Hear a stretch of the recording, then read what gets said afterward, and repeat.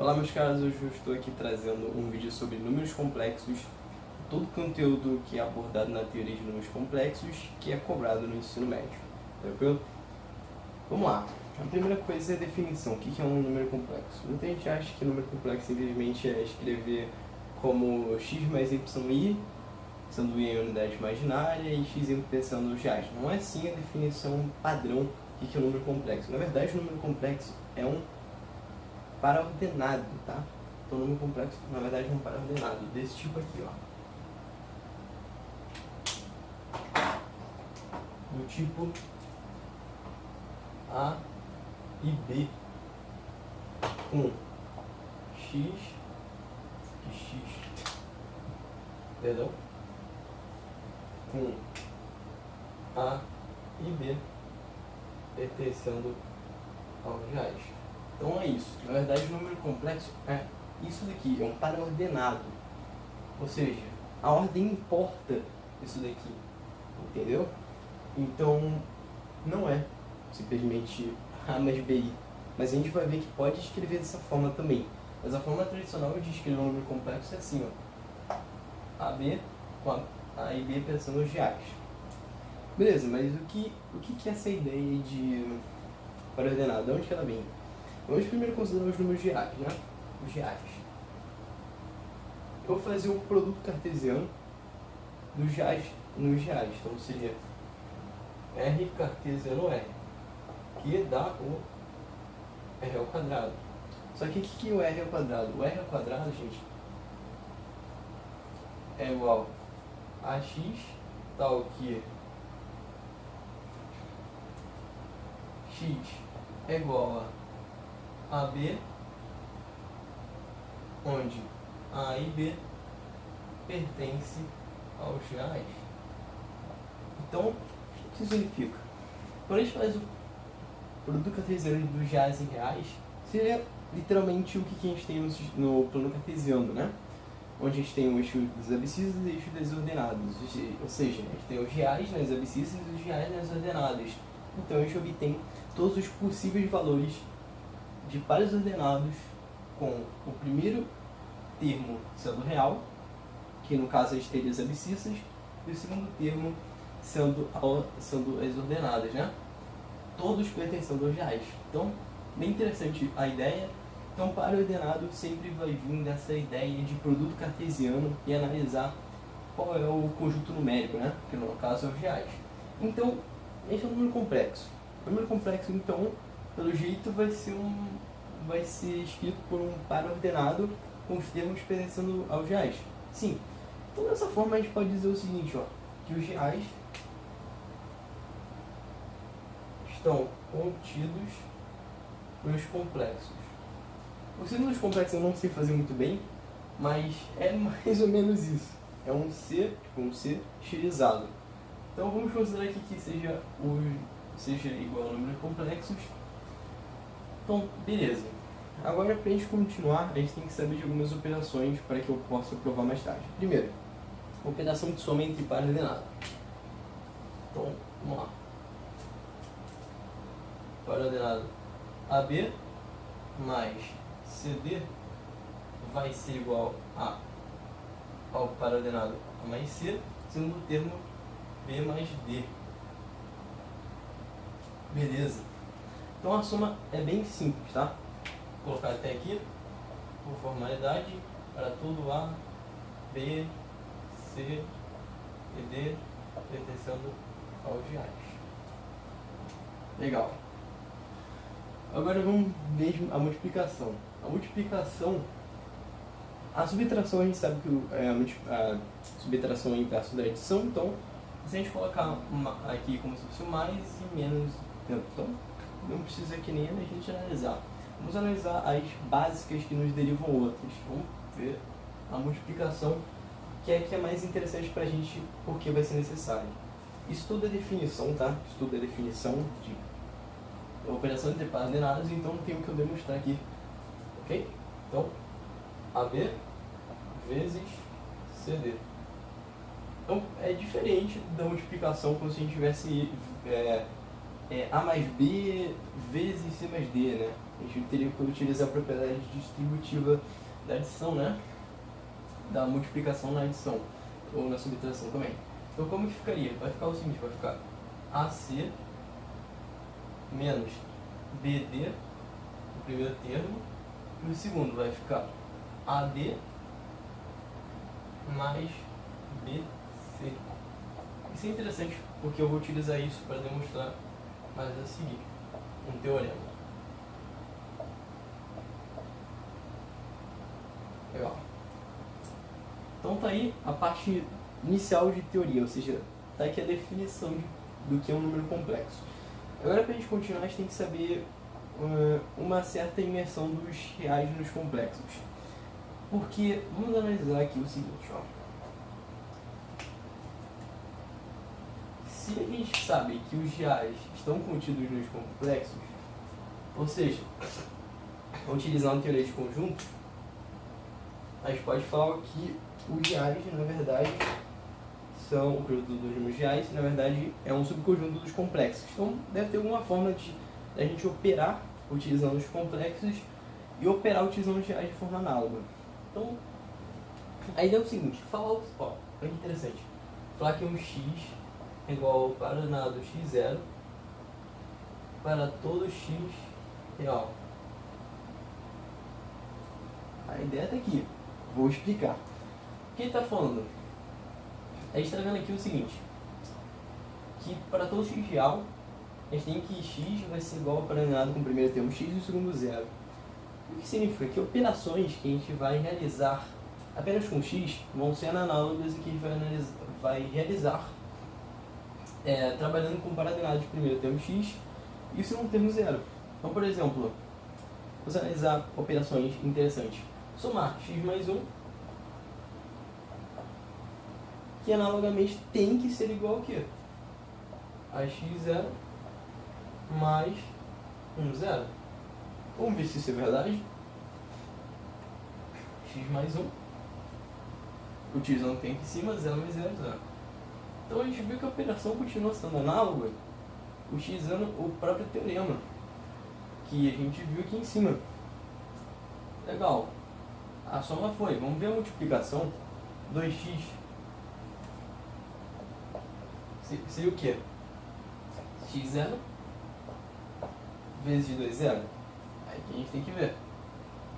Será que é verdade? Que a multiplicação a gente sabe que não é tão simples. Mas pelo teorema que a gente viu, tem que ser análogo. As operações, né? Que a gente viu, tem que ser análogo para que isso daqui seja uma verdade. Então vamos ver. Utiliza aqui. AC fica o quê? 2x. BD, 0 vezes 0, 0. AD, x vezes 0 para todo x é 0. E BC seria 0 vezes 2, que é 0. Mais 0. 2x, vírgula 0.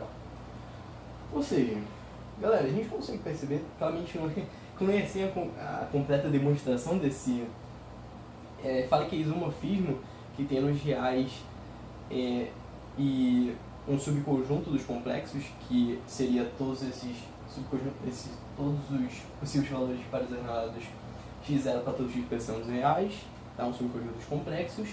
O isomorfismo, logo a gente pode concluir isso daqui. Existem mais coisas de ensino superior, mas a ideia está apresentada aqui. E por que isso é interessante? A gente utiliza desse princípio para chegar à forma algébrica, que eu vou trazer agora. Agora eu vou apresentar para vocês a unidade imaginária, que é o famoso I, né? Esse Izinho, que é tão conhecido dos números complexos. Vamos lá. I, na verdade, por ser um elemento pertencente ao números complexos, posso falar que 1 vai ser igual a um tal número complexo, então para ordenado, que no nosso caso isso já vem, tá? Isso daqui é um número adotado para facilitar os cálculos que a gente vai ver mais adiante. É o número complexo, primeiro termo 0, segundo termo 1. Legal. Então agora vamos considerar um para ordenado AB, ou seja, um número complexo AB. Então, AB. Utilizando a propriedade da soma, como é que vai ficar? Isso aqui é A0 mais 0B. Legal. Só que eu não introduzi o I ainda, não utilizei a unidade imaginária. Então como que eu posso introduzir a unidade imaginária nisso? Primeira coisa, aqui tem A0, então, legal, o A. Só que eu quero escrever isso aqui da seguinte forma: A mais B0 vezes 1KI, que para facilitar ainda mais, eu vou substituir ele por o quê? Por isso daqui, ó, 0, 1. Vocês vão ver que vai retomar exatamente isso. Legal.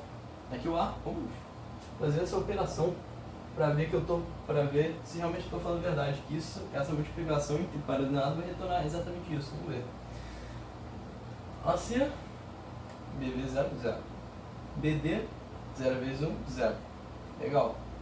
Então o que a gente tem? O primeiro termo vai ser 0. Agora vamos ver o segundo, olha. AD, B vezes 1B. BC, 0 vezes 0, 0. Então B. Legal. Retomou. Nossa.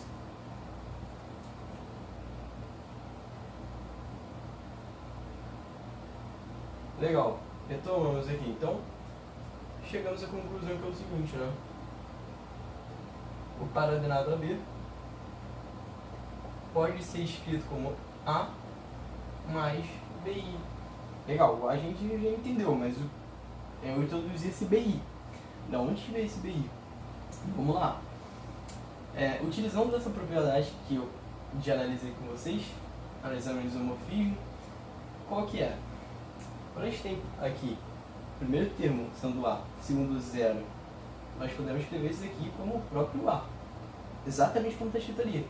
E aqui também, ó, posso escrever como B e vezes esse par ordenado. Só que esse par ordenado, como ele foi adaptado anteriormente como 0, 1, para facilitar, para que a gente possa escrever isso daqui como A mais BI para todo A e B pertencendo aos reais.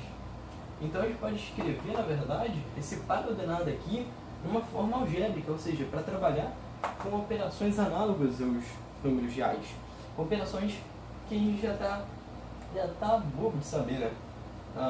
Tributiva, comutativa e diversas outras que existem, né, nos números reais. Legal, agora eu vou dar uma aprofundada.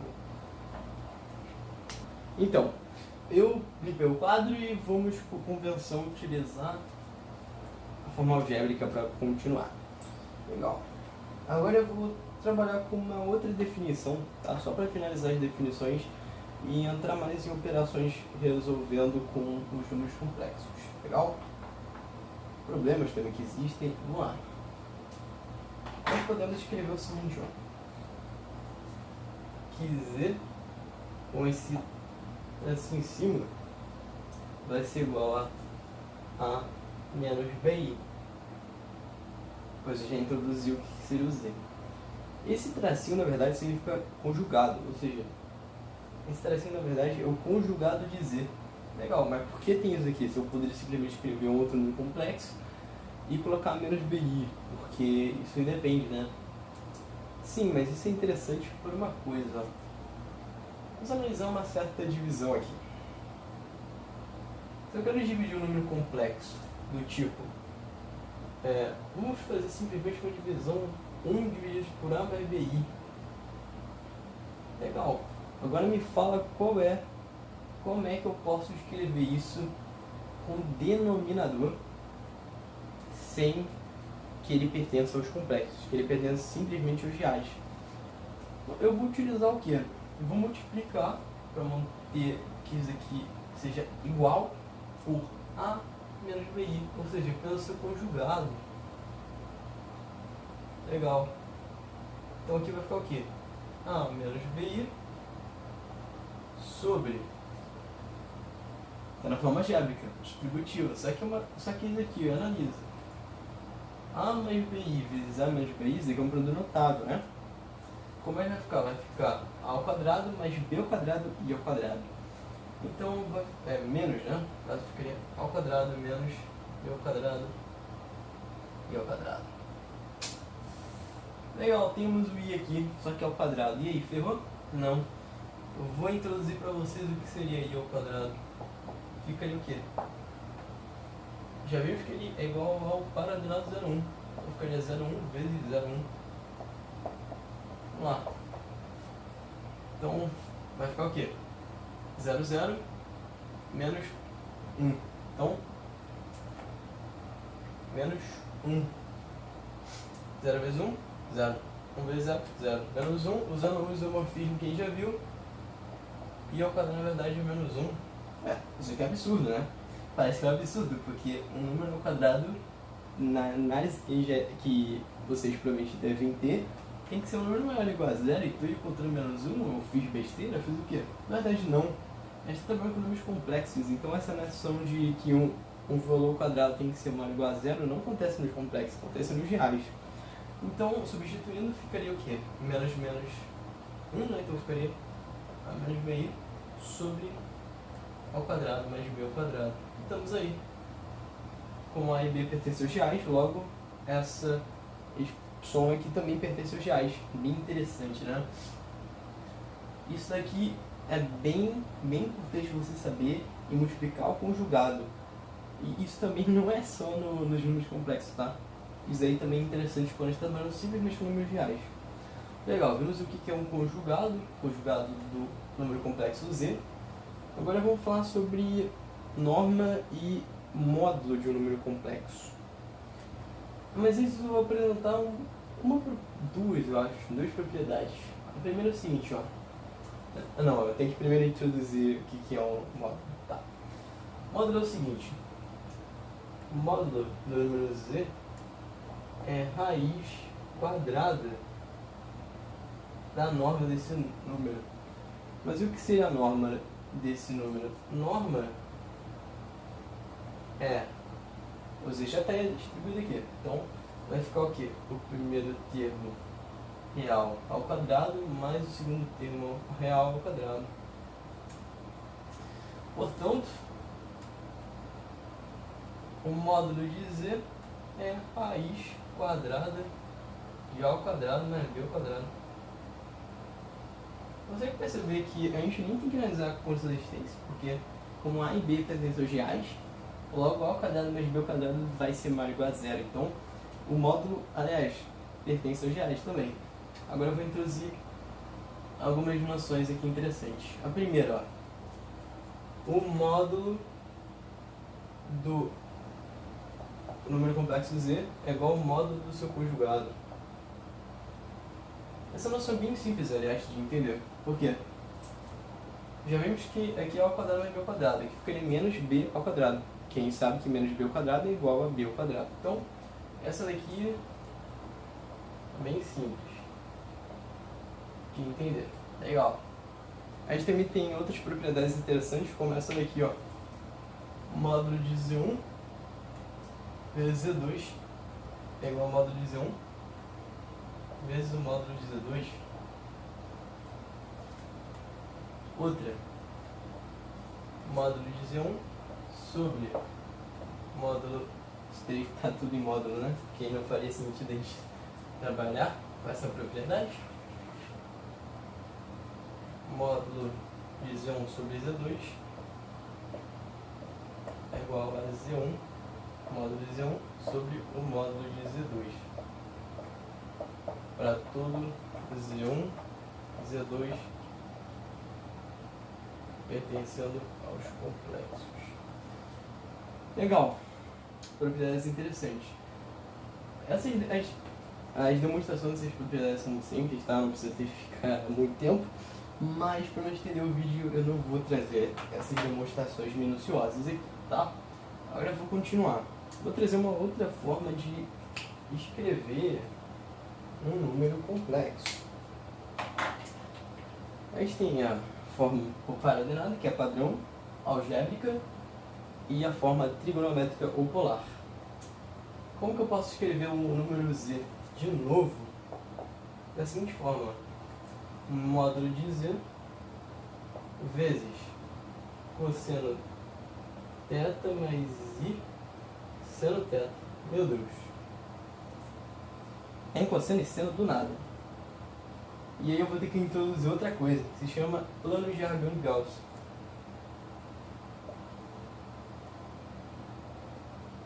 Aqui a gente vai ter parte real e a parte imaginária. Que eu acho que eu não falei, mas a parte real vai ser o valor, ou seja, o elemento real, que não multiplica a unidade imaginária, e a parte imaginária vai ser o B, né? O valor que multiplica a unidade imaginária. Legal. Isso vai ser interessante por quê? Porque além de a gente saber que pode representar com coordenado, e que a gente pode representar, né, 2, 2, e aqui a gente teria um único ponto representando ele, né? Agora vamos analisar um x, um y. Eles encontram nesse ponto aqui, né? Legal. Mas o que esse ponto tem de mais? Vamos analisar isso daqui. A distância do centro, ou seja, da origem do plano de Argand-Gauss até o ponto esse que é chamado de afixo de Z. Vou chamar aqui de Z. Legal. Está aplicando o teorema de Pitágoras, que esse aqui é um triângulo retângulo. Fica aqui, y² mais x², que seria igual a essa distância. Só que a gente já viu que seria a raiz quadrada dessa distância, que é isso daqui, o módulo de Z. Então, na verdade, essa distância daqui até aqui é módulo disso, ou seja, vai ser raiz de A² mais B², que nesse caso seria raiz de x² mais y², né? Legal, mas aí tem um cosseno θ mais seno θ. Vamos lá. Agora que a gente tem que analisar, realmente, o θ vai ser esse ângulo aqui. Esse ângulo que a gente está vendo aqui. Aplicando o cosseno θ, ou seja, as relações trigonométricas que a gente tem no triângulo retângulo é bem simples, né? Seria o quê? Cosseno de θ cateto adjacente sobre a hipotenusa. Então ficaria x sobre o P. Eu não falei sobre P, mas o P também é escrito, o P seria o módulo de Z, que é uma forma mais interessante. E o seno de θ. Cateto oposto sobre a hipotenusa. Y sobre P. Galera, multiplica. Só multiplica. Chamando de P, o módulo de Z fica o quê? X sobre P mais I sobre P. YP, perdão. Distributiva, X mais Y. Ou seja, X mais YI. Vamos ver se isso aqui não é uma verdade. X real. Pertence à parte real desse número. E o Y pertence à parte imaginária desse número. Cara, fenomenal. Por quê? A gente pode representar isso por meio de ângulos. E por que isso é interessante? Porque a gente vai ver uma fórmula agora muito importante. Nós já vimos aqui as operações entre os números complexos que envolvem a soma, que é meio simples, né? Porque como a gente já viu pela forma trigonométrica, não, forma algébrica, simplesmente utiliza as propriedades da soma, bem simples, subtração essa adição, então bem simples, multiplicação também bem simples, e radiação e potenciação. Aí a gente não viu como a gente aplica isso legal, porque se a gente faz potenciação com o número complexo, a gente vai ter que saber o i elevado a 3, o i elevado a 4, elevado a 5, elevado a 6, elevado a 7, elevado a 8 e assim por diante, que tem como você saber, tá? Há uma fórmula geral para o valor de i elevado a um número natural, um número inteiro, né? Aliás, também tem esse complemento, mas para potenciação e para radiação não é tão interessante. Isso eu tenho que traduzir uma fórmula, que é a primeira fórmula de Moivre, que é para potenciação pura, e a segunda que é para radiação, ou seja, encontrar as raízes enésimas de um número complexo, que é bem diferente, não é completamente, mas é bem diferente dos números reais, tá? Porque a gente sabe que nos números reais, que são maiores ou iguais a zero, coisa, só existe uma raiz quadrada. A raiz quadrada, por exemplo, desculpa que também, ademais, todas, Aqui a gente tem, dependendo do n, se a gente tem raiz quadrada, temos 2 raízes. Raiz cúbica, temos 3 raízes. Então, é algo bem diferente, né? Então, primeira coisa, primeira fórmula de Moivre. Então, a primeira fórmula de Moivre diz o seguinte, eu não vou demonstrar ela, tá? Não vou demonstrar, mas você pode analisar ela para x ao quadrado e utilizando a fórmula de arco duplo. E você pode utilizar o princípio da indução infinita para provar isso daqui. Eu não vou provar porque senão não faz nem sentido eu trazer uma aula disso. Eu posso trazer uma aula demonstrando essas fórmulas. Então vamos lá.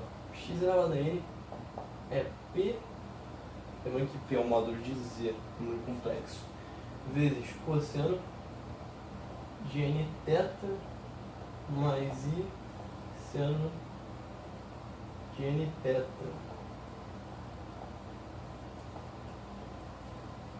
Por que isso é interessante? Imagina o seguinte, só imagina o seguinte, I 1 menos I elevado a 10. A gente pode usar o binômio de Newton, legal? Mas é vantajoso fazer isso daqui utilizando a forma algébrica? Não é. Então, como é a ideia e o bizu em geral? Passe isso para a forma trigonométrica. Passa isso para essa forma, tu vai resolver o seguinte. Por quê? Claramente você tem que saber ciclo trigonométrico, tá? Porque você vai ter que trabalhar com congruos módulo 2π, né? Ou seja, vai ter que trabalhar 2π, 4π, 6π e analisando isso no ciclo trigonométrico, seus valores, legal? Mas não é difícil. E a segunda, esse aqui é potenciação, e a segunda é por radiação. Z raiz enésima de Z. Legal, antes de eu apresentar a raiz enésima de Z, porque Z é um número complexo, como já é pensado aqui, a gente fala o seguinte, que K é vai ser a raiz, uma das raízes com raiz enésima de Z, se Z elevado a N for igual a isso. Perdão, não. Muito desculpa, a gente fala que K é uma das raízes de Z, enésima de Z, se K elevado a N, sendo essa raiz enésima, for igual a Z. Então a definição está aqui, então a gente pode falar o quê? Que K raiz de enésima de Z. E o que a gente retoma aqui, só que não é tão simples como a gente já viu, a gente tem, caso se tem o N são 3 raízes, N são 7 raízes, então não é trivial a gente tentar encontrar na mão. E nem mesmo utilizando álgebra pura em números reais. É mais interessante utilizar a segunda forma de Moivre. Que é o quê? Raiz de P enésima. Lembrando que P é um número real, então só tem um valor para isso. E agora a gente vai ver variações. Cosseno de 2πn vezes K mais I vezes seno de ΔN Pi sobre N K. K pertence aos inteiros e N pertence aos naturais. Legal, tá aí a segunda forma de Moivre. Vamos interpretar. A gente tem que analisar essa questão como uma análise de trigonometria quando a gente vai resolver uma equação trigonométrica. A gente sabe que uma equação trigonométrica depende do intervalo que você está considerando, mas pode ter mais do que uma solução. E esse caso é um exemplo, porque esse K vai variar até quando a gente quiser. Então, no caso, com a raiz quadrada, isso aqui vai variar de 0 até 1, raiz cúbica de 0 até 2. O N, a gente sabe, o K a gente varia, e é por isso que a gente encontra todos os possíveis valores usando isso, porque aqui a gente só tem um valor, aqui a gente varia o K, então a gente não tem uma única resposta para isso daqui, são várias, legal? Por exemplo, 2 raiz quadrada de 2. é 1, alguma coisa. Sim, é 1, alguma coisa. Só que, claramente não é trivial, a gente sabe isso daqui, mas a gente não tem, nesse caso, o mesmo problema que a gente tem aqui, porque esse aqui só é um único valor. Vamos analisar se for menos 1, aí tu fala, ferrou, menos 1, não interessante, porra, menos 1, raiz quadrada de menos 1. Como que a gente resolve isso?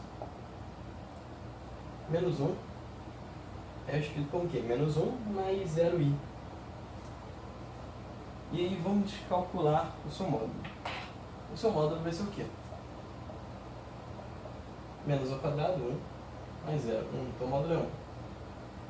Então o z vai ser o quê? 1 vezes cosseno θ, lembrando que cosseno θ é igual a quê? O valor que está aqui, menos 1 sobre 1. Então, menos 1. E seno θ, você vai estar aqui 0.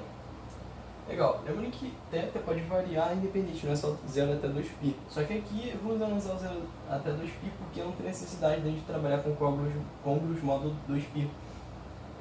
Cosseno de θ é menos 1 e seno de θ é 0. Π, né? Então, na verdade, isso daqui vai ser o quê? Cosseno π mais i seno i. Interessante, né? O que eu tenho que fazer agora, galera? Aplicar isso aqui, essa mesma ideia que a gente já encontrou aqui, a segunda forma de Moivre. Então vai ficar o quê? A primeira, ó, com k sendo 0. Com k sendo 0. Se k igual a 0, vamos lá, vai ficar como? Vai ficar, ficaria cosseno, porque a gente teria um raiz de 2, que é 1, né? Então, cosseno π sobre o que? 2, mais, ficaria 0, então a gente não precisa analisar, mais i seno π2. Legal. É bem simples, né? Resolver isso aqui. Como é que vai ficar? Cosseno π2, 0. E aqui ficaria i vezes 1. Ou seja, i. Caceta. I ao quadrado é o quê? Menos 1. Definição tá aqui. Olha que legal. Só que não é só essa. Tem mais uma. Que a gente vai analisar agora. Continua cosseno de π2. Só que mais 2π sobre 2 mais i, né? Fica 1 aqui. Isso aqui ficaria 2π sobre 2. Legal. Mais i vezes mesmo ideia. Só que ficaria π2 logo para representar π2 mais π. Nossa. Que maravilha. Eu escrevi isso daqui como uma multiplicação direta. Mais seno de π2 mais π. Cara, π2 mais π é o que? 3π2. Cosseno de 3π2 é 0. E seno de π2 mais π. Seno de 3π2 menos 1. Menos 1 vezes i. Menos i. É fácil. Menos i também é. Vamos ver. Menos i ao quadrado é a mesma coisa que i ao quadrado. Que é a mesma coisa que menos 1. Não é? Então, galera, a gente viu o quê? A gente conseguiu perceber uma coisa interessante. Que nem sempre é trivial a gente calcular uma raiz quadrada. Quer dizer que é um número complexo, sabe? A gente vai raiz quadrada de menos 1 não é um número real. Então a gente vê aqui. E que a gente tem diversas formas de resolver isso aqui. Utilizando a forma de Moivre para radiação, potenciação, a primeira forma de Moivre. Aprendemos todas as operações que temos. a essência do que é o número complexo, como par ordenado, número, forma algébrica, propriedades, tem mais propriedades, mas aí você mesmo tem que procurar para saber, porque não tem como eu fazer todas as propriedades, demonstrar todas as propriedades num só vídeo, mas a essência está aqui. E só para dar uma anotação, porque nenhum livro fala sobre isso, só tipo, o pessoal que corrige prova de item fala. A gente pode escrever, ó, isso daqui como na verdade Z sendo P cis-θ, tá? Quando a gente tem isso daqui, ó, seno θ mais seno θ é a mesma coisa que cis-θ. Você pode ver essa anotação em livros de ensino superior, mas ninguém fala isso no ensino médio. Eu pesquisei e cis-θ é exatamente essa expressão aqui. Então, Z é P cis-θ. Legal? Interessante, a identidade de Euler, que é aquela a mais bonita que dizem. Eu não acho mais bonita, mas o pessoal diz, então, eu ainda acho isso aqui muito mais bonito, mas de qualquer forma, vem daqui, tá? Daqui não, mas disso daqui, né? Desse mundo inteiro que a gente tem. É bem interessante, né? Então, eu espero que você tenha entendido o vídeo. Deve estar longo, mas é toda a teoria de número complexo. Especificamente, questões vão cobrar coisas bem mais complexas que isso, né? Claro, ainda mais de TRIM. Acredito que as outras não, tá? Algumas utilizam apenas unidade imaginária, resolver equação do segundo grau e encontrar raiz complexa, que é bem simples, na verdade. Porque é bem simples, né? Porque menos 1, né? Porque o quê? A gente pode usar menos i, só que o menos i não é interessante a gente trabalhar, a gente trabalha apenas com i. Legal? Então é isso aí. Obrigado por assistir o vídeo.